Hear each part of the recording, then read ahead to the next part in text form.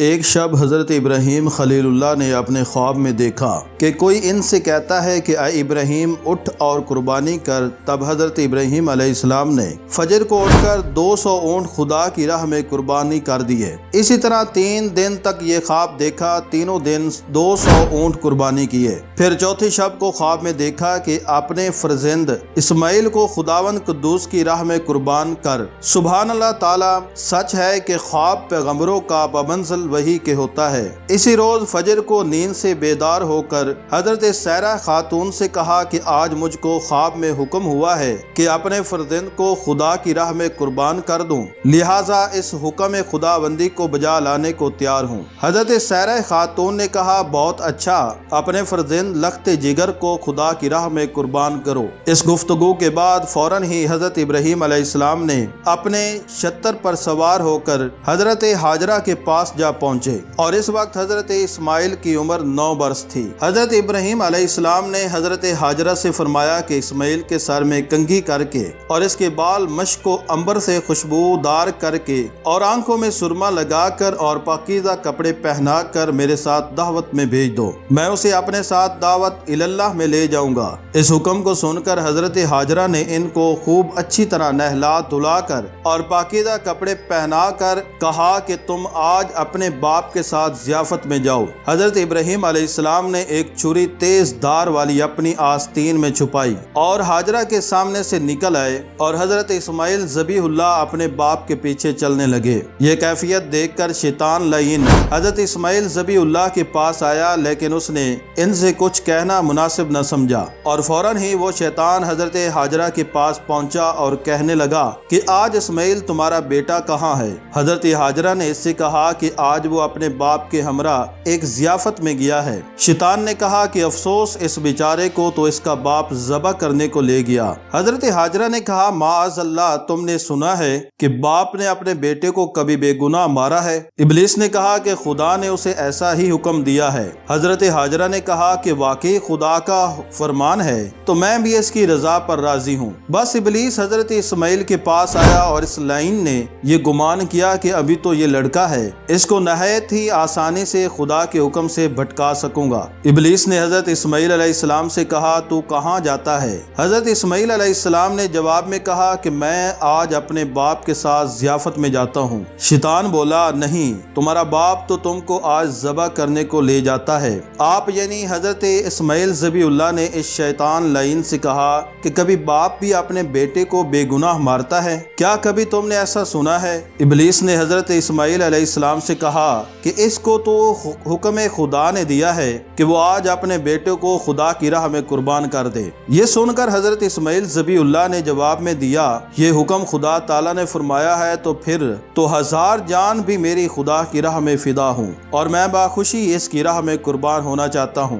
جب وہ دونوں بزرگ دور تک نکل گئے تب اسماعیل نے اپنے باپ سے عرض کیا اے میرے ابا جان، مجھے کہاں لے جاتے ہو؟ تو باپ نے اپنے لکھتے جگر سے فرمایا اے بیٹے، میں نے خواب میں دیکھا ہے کہ میں تم کو اللہ تعالیٰ کی راہ میں قربان کر رہا ہوں، پس اے بیٹے مجھے بتاؤ تمہاری اس میں کیا رائے ہے؟ یہ سن کر حضرت اسماعیل علیہ السلام نے اپنے باپ سے عرض کی اے میرے ابا جان، یہ تو بڑی بھاری میرے واسطے سعادت ہے، اور آپ تو خداوند قدوس کے دوست ہیں اور رات کو بہت کم سوتے ہیں۔ جب آپ با حکم خدا سوئے تو رحمت رب سے آپ کو یہ خواب کی سعادت حاصل ہوئی۔ میں باخوشی راضی ہوں جس میں میرا خدا راضی ہے۔ حضرت اسماعیل علیہ السلام نے اپنے ابا جان سے کہا کہ اے میرے باپ، آپ کر ڈالیے جو کچھ آپ کو خدا کی طرف سے حکم ہوا ہے، اور مجھے آپ انشاءاللہ صابرین میں پائیں گے۔ پھر جب دونوں حکم خدا بندی پر راضی ہو گئے اور حضرت ابراہیم علیہ السلام نے اپنے لکھتے جگر کو زمین پر ماتھے کے بل لٹایا تاکہ بیٹے کا منہ سامنے نظر نہ آوے اور محبت جوش نہ کرے اور حکم خدا بندی میں ذرا بھر بھی کوتاہی نہ ہو جائے، اور یہ بات در حقیقت بیٹے نے اپنے باپ کو سکھائی تاکہ میری قربانی کی فرمائش کی تکمیل ہو سکے۔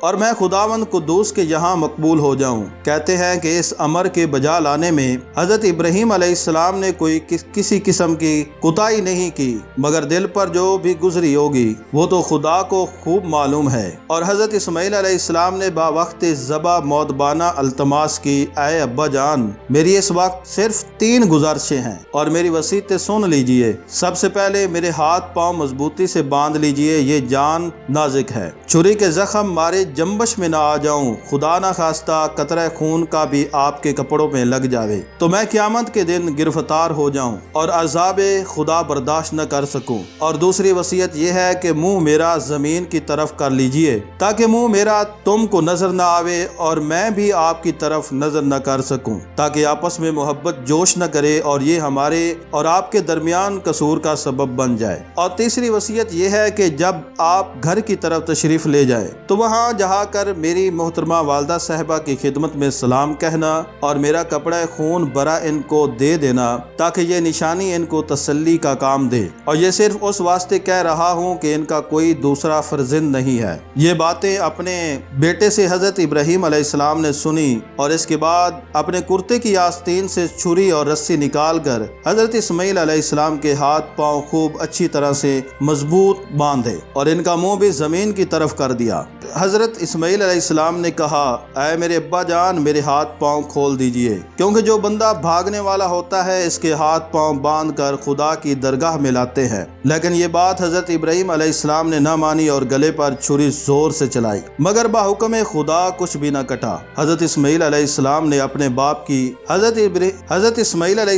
اپنے باپ سے عرض کیا کہ میرے ابا جان، کیا چھری کی پشت سے ذبح کرتے ہو جو کاٹتی ہی نہیں ہے؟ تب حضرت ابراہیم علیہ السلام نے پھر چھری پر زور لگایا لیکن پھر بھی ذبح نہ ہوا۔ پھر حضرت اسماعیل علیہ السلام نے اپنے ابا جان سے کہا، اب کی مرتبہ چھری کی نوک گلے میں ڈال کر زور سے ذبح کرو، شاید یہ کامیاب ہو اور خدا کی راہ میں ذبح ہو جاؤں۔ حضرت ابراہیم علیہ السلام نے اپنے بیٹے کے کہنے سے ویسے ہی کیا، لیکن پھر بھی کچھ نہ کٹ سکا۔ چھری دستے کے اندر اور دستہ حلق میں رہ گیا، غرض کہ وہ ذبح کرنے میں کامیاب نہ ہو سکے۔ پھر حضرت ابراہیم علیہ السلام نے غصے میں آ کر چھری کو زمین پر ڈال دیا۔ اس وقت چھری نے حضرت ابراہیم علیہ السلام سے کلام کیا کہ اے حضرت ابراہیم علیہ السلام، خدا تمہیں کہتا ہے کہ کاٹو اور مجھے کہتا ہے کہ مت کاٹو، اور آپ کو ایک دفعہ فرماتا ہے اور مجھے 10 مرتبہ فرماتا ہے کہ مت کاٹو، اور یہ جان لو کہ حکم الہی سب سے بہتر اور اس کے حکم کے آگے کسی کا حکم نہیں چل سکتا۔ حضرت ابراہیم علیہ السلام اسی گفتگو میں تھے کہ اتنے میں پیچھے سے ایک آواز تکبیر کی آئی اور حضرت جبریل علیہ السلام کو دیکھا کہ بلند آواز سے کہتے ہوئے آئے اور پکارا،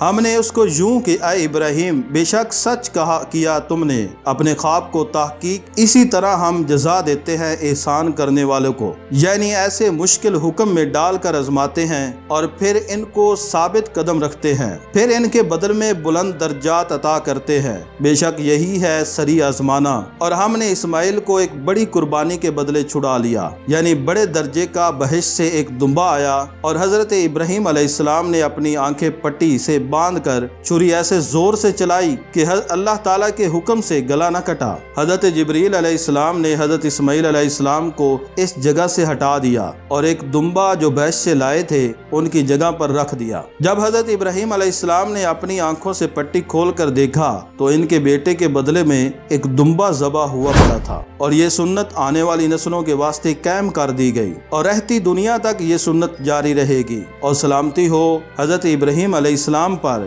ہم یوں ہی بدلہ دیا کرتے ہیں ہر نیکی کرنے والوں کو، اور ہمارے بندوں میں بہت ہی زیادہ ایماندار ہے، اور ہم ان کو اپنی نعمتوں میں برکتوں سے نوازتے رہیں گے، اور ان کی نسل پر بھی ہمارا لطف و کرم جاری رہے گا۔ معلوم ہوا کہ پہلی خوشخبری حضرت اسماعیل علیہ السلام کی تھی، اور سارا واقعہ اللہ کے راستے میں ذبح کا انہیں سے تعلق رکھتا ہے۔ Thanks for watching video.